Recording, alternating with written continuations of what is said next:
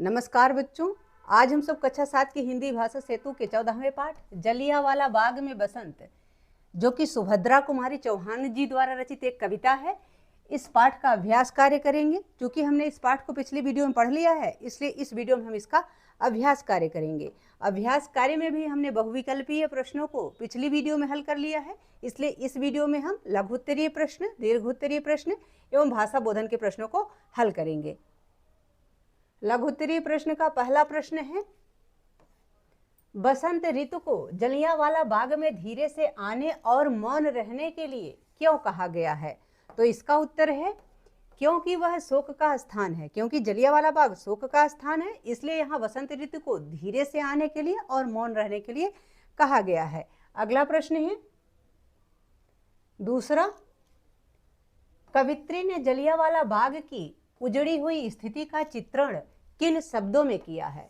तो इसका उत्तर इस प्रकार से है कि जलियांवाला बाग में कोयल की जगह कौवे बोल रहे हैं, कीड़े घूम रहे हैं तथा अधखिली कलियां कांटों में मिल गई हैं, पौधे और फूल सूख गए हैं अथवा झुलस गए हैं। तो ये स्थिति है जलियांवाले बाग की।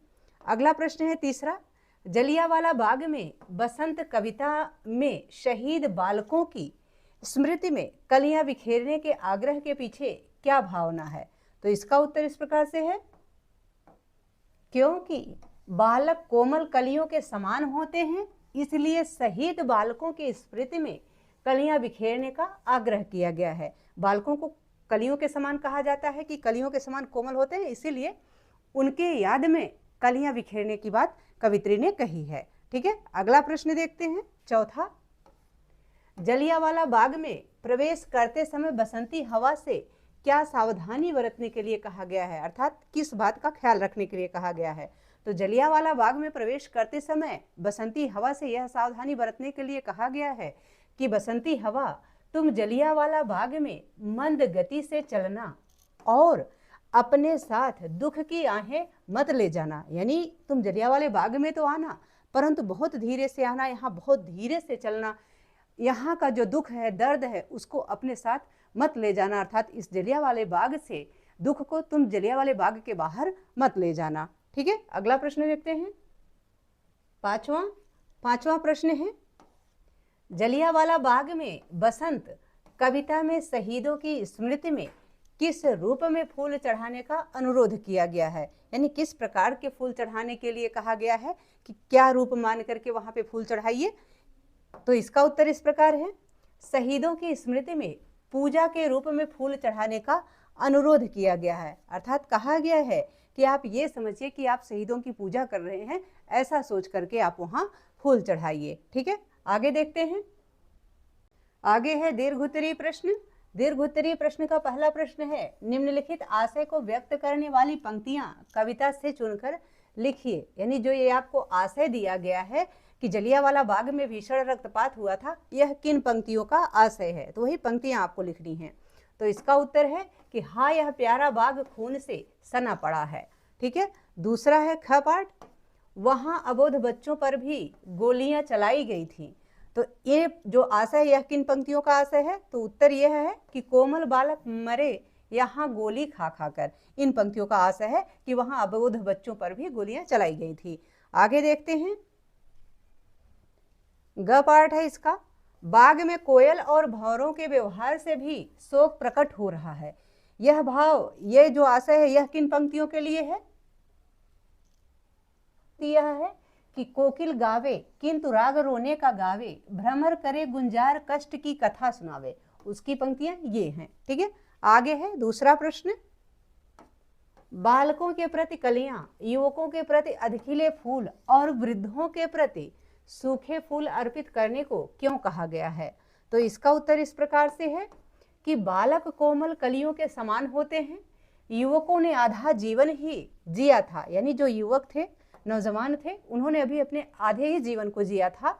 वृद्ध का जीवन सूखे फूल के समान होता है। यानी बूढ़ों को ये कहते हैं कि इनका जीवन तो सूखे हुए फूल के समान है, पके हुए फल के समान है, आज है कल नहीं है। इसलिए, यानी इसीलिए कवित्री ने बालकों के लिए कलियां, युवकों के लिए अधखिले फूल तथा वृद्धों के लिए सूखे फूल अर्पित करने को कहा है। यानी यही कारण है जिसकी वजह से कवित्री ने कहा कि बच्चों के लिए आप कलियां बिखरा दीजिएगा, युवकों के लिए खिले फूल डाल दीजिएगा, फैला दीजिएगा, और वृद्धों के लिए थोड़े से सूखे फूल बिखेर दीजिएगा। ठीक है, आगे देखते हैं। तीसरा प्रश्न है इसका, परिमलहीन पराग दाग सा बना पड़ा है, हा यह प्यारा बाग खून से सना पड़ा है। उपर्युक्त पंक्तियों में क्या आपसे पूछा गया है, पराग को गंधहीन और दाग के समान क्यों कहा गया है? तो इसका उत्तर यह है कि पराग को गंधहीन और दाग के समान कहा गया है क्योंकि जलियांवाला बाग शहीदों के खून से सना हुआ है। उनके खून ने पराग को गंधहीन तथा दागयुक्त बना दिया है। यानी शहीदों के जो खून वहां गिरे थे उन्होंने उस पराग को गंधहीन बना दिया है, उस सुगंध को गंधहीन बना दिया है, और उनके रक्त से पूरा बाग जो है वह दागयुक्त हो गया है। तीसरे प्रश्न का ख है, किन वर्णों की आवृत्ति से ध्वनि सौंदर्य में वृद्धि हुई है? तो इसका उत्तर इस प्रकार से है कि ग, न, प, ड़ और ह वर्णों की आवृत्ति से ध्वनि सौंदर्य में वृद्धि हुई है। ठीक है, आगे देखते हैं। दीर्घोत्तरीय प्रश्न का चौथा प्रश्न है, सप्रसंग व्याख्या कीजिए। यानी प्रसंग के साथ आप इसकी व्याख्या कीजिए जो पंक्तियां आपको यहाँ पे दी गई हैं। क है, यहाँ कोकिला नहीं काक हैं शोर मचाते, काले काले कीट भ्रमर का भ्रम उपजाते। कलियां भी अधखिली मिली हैं कंटक कुल से, वे पौधे वे पुष्प शुष्क हैं अथवा झुलसे। तो इन पंक्तियों का अर्थ आपसे पूछा गया है और सप्रसंग व्याख्या करने के लिए कहा गया है। यानी व्याख्या कीजिए परंतु उसके पहले उसका प्रसंग दीजिए। तो प्रसंग इस प्रकार से है, उत्तर में आता है ये, तो यहाँ आपको उत्तर लिखना पड़ेगा। ठीक है, उत्तर, उसके बाद प्रसंग डालिएगा। प्रस्तुत पद्यांश हमारी पाठ्य पुस्तक भाषा सेतु के पाठ 14 जलियांवाला बाग में बसंत से अवतरित है। इसकी रचनाकार श्रीमती सुभद्रा कुमारी चौहान जी हैं। तो जो प्रसंग होता है वह पूरे पाठ का एक ही होता है, तो दूसरा जो पद्य आपका है उसमें भी आप यही प्रसंग लिख लीजिएगा। ठीक है, इसका उत्तर देखते हैं। उत्तर इस प्रकार से है कि यहाँ इस जलियांवाले बाग में कोयल नहीं बोलती बल्कि कौवे शोर मचाते हैं। यानी कवित्री कहती हैं कि इस जलियांवाले बाग में जब से जलियांवाला बाग हत्याकांड हुआ है तब से कोयलें नहीं बोलती बल्कि कौवे शोर मचाते हैं। यहाँ पर काले काले कीड़े भौरों के होने का भ्रम उत्पन्न करते हैं। यहाँ पर फूलों की अधखिली हुई कलियां कांटों से चिपक गई हैं। यहाँ पर जो पेड़ पौधे एवं फूल हुआ करते थे वे अब या तो सूख गए हैं अथवा वे झुलस गए हैं या मुरझा गए हैं। ठीक है, ऐसा कवित्री के कहने का आशय है। ठीक है, अगला देखते हैं। ख पार्ट इसका, ख पार्ट है, लाना संग में पुष्प न हो वे अधिक सजीले, हो सुगंध भी मंद ओस से कुछ कुछ गीले, किंतु न तुम उपहार भाव आकर दर्शाना, स्मृति में पूजा हेतु यहाँ थोड़े बिखराना। तो इन पंक्तियों के लिए आप जो प्रसंग है वह उपरोक्त ही लिखें और व्याख्या हम दिखाते हैं। उत्तर देखिए, कवित्री ऋतुराज बसंत से कहती हैं कि तुम अपने साथ यहाँ पर फूल लेकर आना, परंतु वे फूल अधिक सजीले यानी सुंदर ना हों, अर्थात हल्के रंग के फूल लेकर आना। उन फूलों में सुगंध भी कम हो और वे फूल आंसू रूपी ओस की बूंदों से कुछ गीले हों, ऐसा फूल लाना। यानी कवित्री कहती है कि आप ऐसा, ऋतुराज बसंत आप ऐसा फूल लाना जो आंसू रूपी ओस की बूंदों से थोड़े थोड़े गीले हों।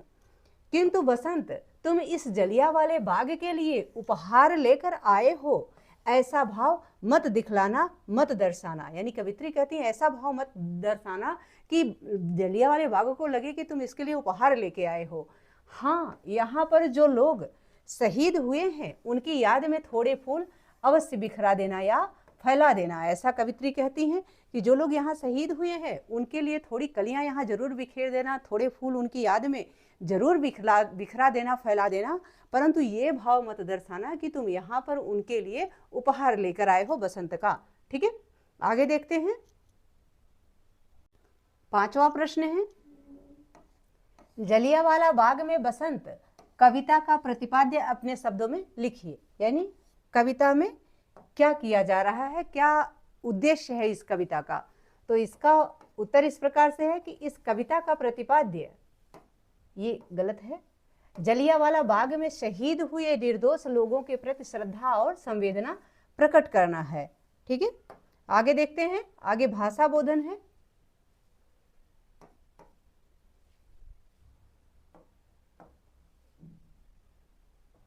भाषा बोधन में आपसे कहा गया है कि तुक मिलाइए, यानी इनके तुकांत को मिलाइए। जैसे आपको उदाहरण भी दिया गया है, कुल से, कुल से का क्या हुआ, झुल से। इसी प्रकार चढ़ाना का बहाना, मचाना का आना, खाकर का लाकर, गावे का सुनावे, पूजा का दूजा, ये मैंने अपने मन से बना दिया है। बिखराना, दर्शाना, सजीले, गीले। इस प्रकार से आपको इसका तुकांत मिलाना था। ठीक है, आगे देखते हैं। आगे ज्ञान विस्तार है। ज्ञान विस्तार में आपसे कहा गया है कि सुभद्रा कुमारी चौहान की अन्य कविताएं पढ़िए, खासकर झांसी की रानी, यानी खूब लड़ी मर्दानी, वो तो झांसी वाली रानी थी। ये वाली कविता आप जरूर पढ़िए, बहुत अच्छी है, प्रेरणादायक है। और दूसरा प्रश्न है कि आधुनिक काल के प्रसिद्ध राष्ट्र कवि मैथिली शरण गुप्त और सूर्यकांत त्रिपाठी निराला की देशभक्ति भावना से ओतप्रोत कविताएं पढ़िए। इन्होंने जो राष्ट्रभक्ति की कविताएं लिखी हैं उनको भी आप पढ़िए, ऐसा आपसे कहा गया है। आगे जो टिप्पणी दी गई है इसको आप जरूर पढ़ें, जरूर याद करें। जलियांवाला बाग पंजाब के अमृतसर में एक स्थान है, यहाँ हुआ था। यहाँ 13 अप्रैल 1919 को बैसाखी के पर्व पर अंग्रेज सरकार के विरोध में लोग एकत्रित हुए थे।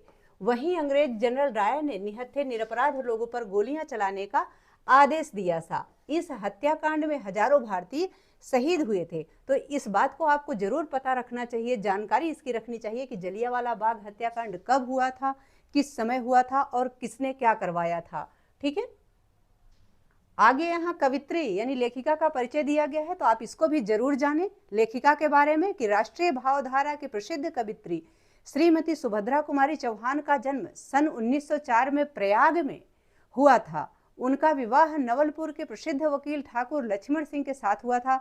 सुभद्रा कुमारी चौहान ने राष्ट्रीय आंदोलन में सक्रिय भाग लिया और अनेक बार जेल गईं। सुभद्रा जी की रचनाओं में दो प्रवृत्तियां विशेष रूप में पाई जाती हैं, पहला देश प्रेम और दूसरा वात्सल्य रस, यानी जो बच्चों के प्रति प्रेम होता है वह, इसकी अभिव्यक्ति।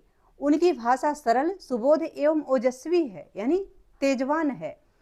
उनकी प्रमुख काव्य रचनाएं त्रिधारा और मुकुल हैं। झांसी की रानी कविता ने उन्हें लोकप्रिय कवित्री बना दिया, यानी सुभद्रा कुमारी चौहान जी को सबसे ज्यादा लोकप्रिय कौन बनाया है, उनकी कविता झांसी की रानी, यानी जिसमें लिखा गया है कि खूब लड़ी मर्दानी, वो तो झांसी वाली रानी थी। इस कविता ने इन्हें एक महत्वपूर्ण, एक प्रसिद्ध कवित्री बना दिया। आशा है कि यह पाठ तथा इसका अभ्यास कार्य आप सबको बहुत अच्छे से समझ में आ गया होगा। यदि पाठ से संबंधित या वीडियो से संबंधित कोई सुझाव हो या आपकी कोई क्वेरी हो, प्लीज़ कमेंट बॉक्स में अवश्य लिखिएगा। वीडियो पसंद आए तो इसको लाइक करें, शेयर करें। चैनल पर नए हैं तो प्लीज़ इसे सब्सक्राइब अवश्य करें। बहुत बहुत धन्यवाद।